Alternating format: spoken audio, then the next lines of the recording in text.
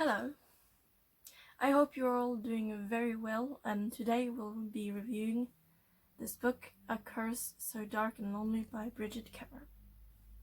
So this book is a classical retelling of the tale Beauty and the Beast, where we meet the main character Harper. She's struggling to make the ends meet after her father abandoned her and her family, and her mother's been diagnosed with cancer. So her and her brother are doing raids, and Harper is always the person who is on the lookout in case of something unexpected happens, or if the cops comes, she'll notify Jack.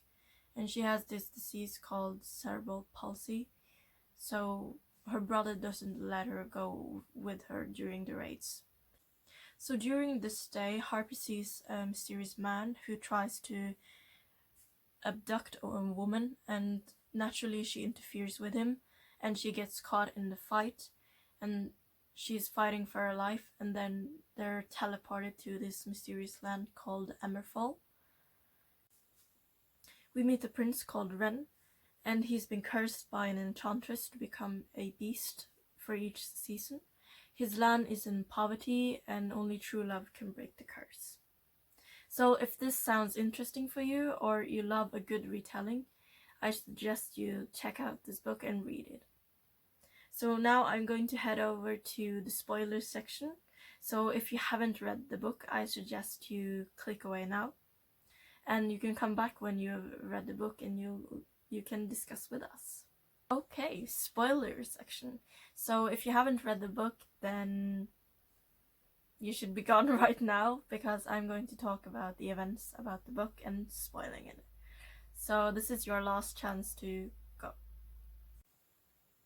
So Harper and Grey is teleported back to Emberfall, which is Prince Ray's and Grey's world, and she soon learns that the curse lays upon the land, and she can't go home until the curse has been broken.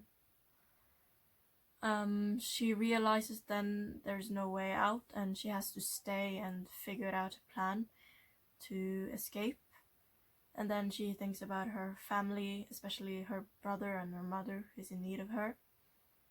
And I remember reading a part of the book where she tries to climb down the trellis, and she fails. She falls down from the trellis and she heads into the woods. And then she notices there's something strange going about the woods. So she learns, because of the curse, Emberfall is in deep poverty, and basically half of the population is dead. And because of this, the people doesn't trust the king or the royal family anymore, which they haven't seen in ages. And the kingdom is close to war with their neighboring country. So this book is in multi-point of view, so we get to see from Harper's side and from Prince Ren's side. Now, the prince isn't particularly a good person. He's given up on his country trying to break the curse. But this time the stakes are higher, because this is the last season. So the curse will happen one more time and then it ends. So Prince Ren knows that he has to find a girl that wants to fall in love with him and then break the spell. So during each season, Ren is transformed into a beast, and then he wreaks havoc across his country, and many people has died because of him. Now Harper later finds out about the curse, and she's told that in order to break the curse, a girl has to fall in love with the prince in order to break it.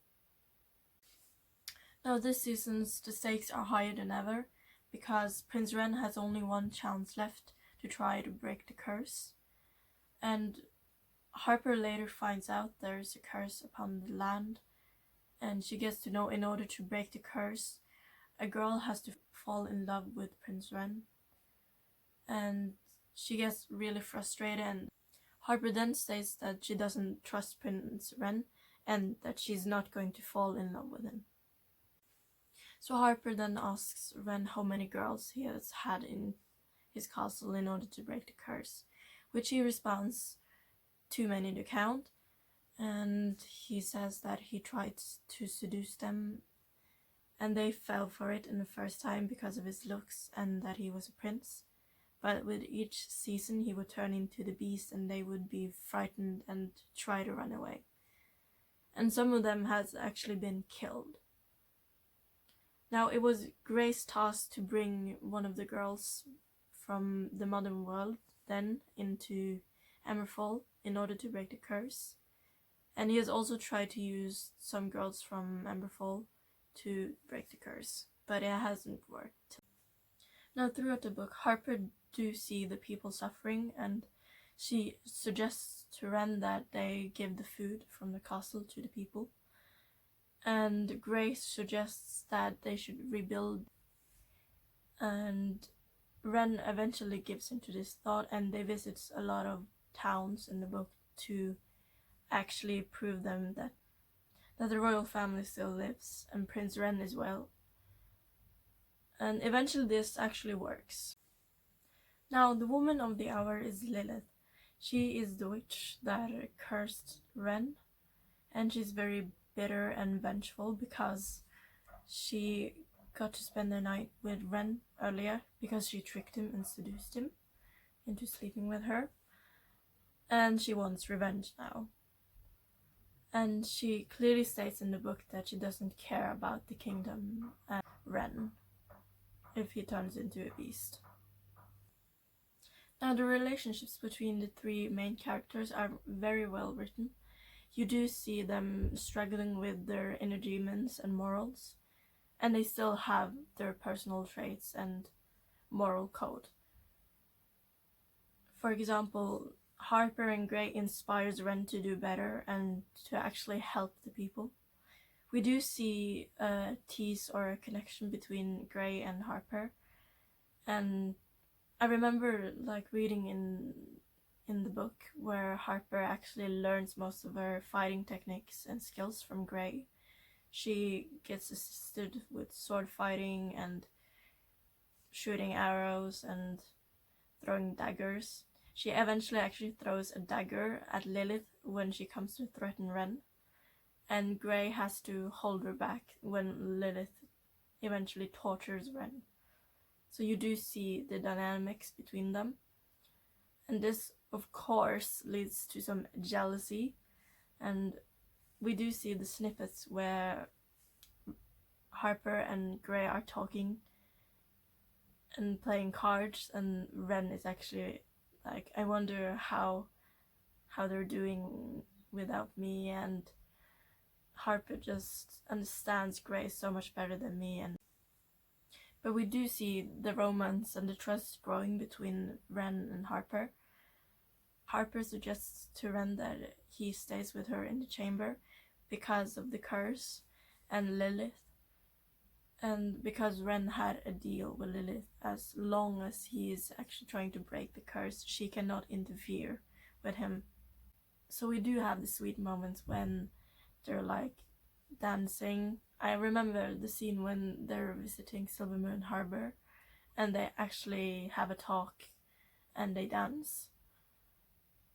And you do feel Harper has changed because she says, I don't know if the love between us or the feelings I have for him is real, and I hope they are real and Ren kind of feels that too for her. So when they're actually in her chamber, they actually dance, and Harper asks Zhu, one of the royal guards and faithful advisors to Harper, if she actually can play the violin for them. And it's actually one of my favorite scenes in the book. Now, what Harper doesn't know is that Ren is actually the Beast, which you could expect from Beauty and the Beast retelling. And Lilith takes advantage of this.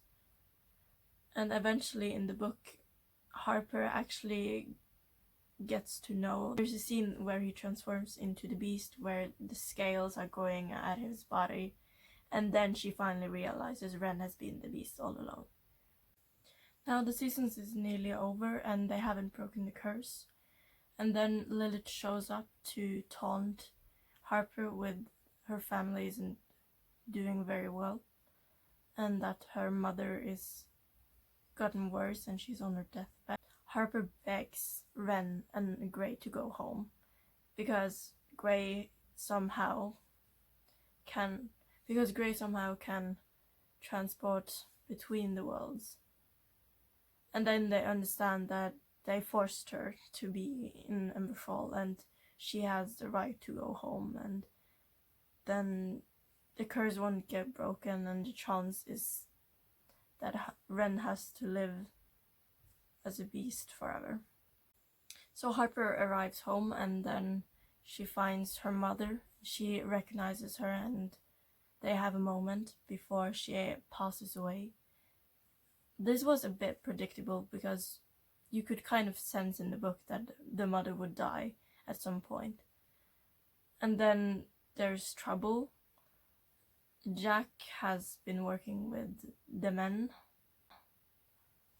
and he's currently together with his boyfriend, and so they deal with the trouble there. And Grey was supposed to pick up Harper to break the curse, but he doesn't show up in time until he stumbles into her doorstep bleeding, and he tells her that Ren has transformed fully into the Beast.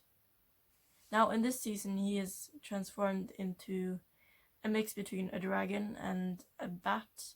I remember reading he had like huge bat wings and enormous claws, and Grey nearly died.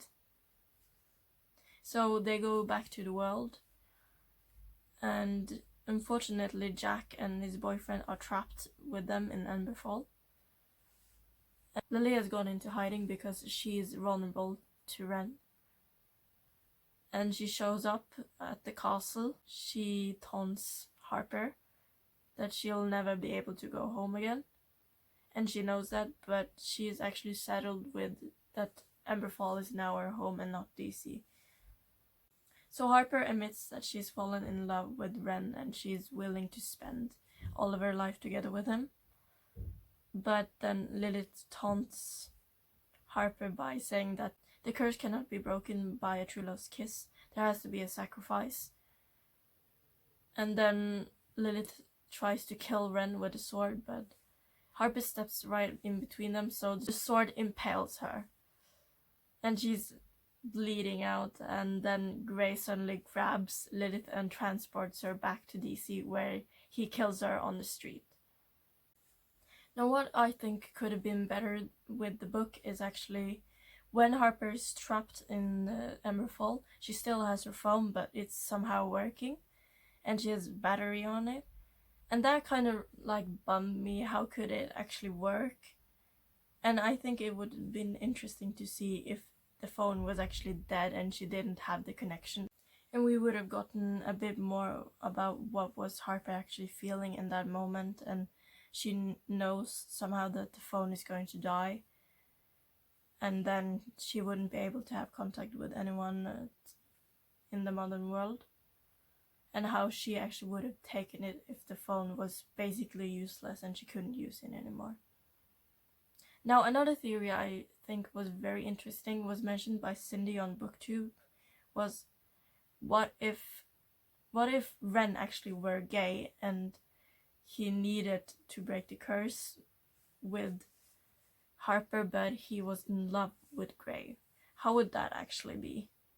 And I think that would have contributed more to an interesting flip on the tale. Now, my final thoughts about the book is, all in all, is a very strong book, and it would be like a 9 to 10 for me.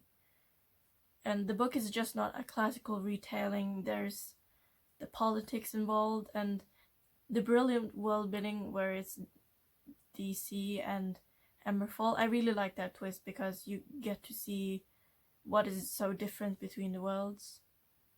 And then I'm really excited to see what is going to happen next in the series, because we got a little blurb and the plot twist that Grey is actually the true heir, but he doesn't want to be king, so he runs away after he kills Lilith.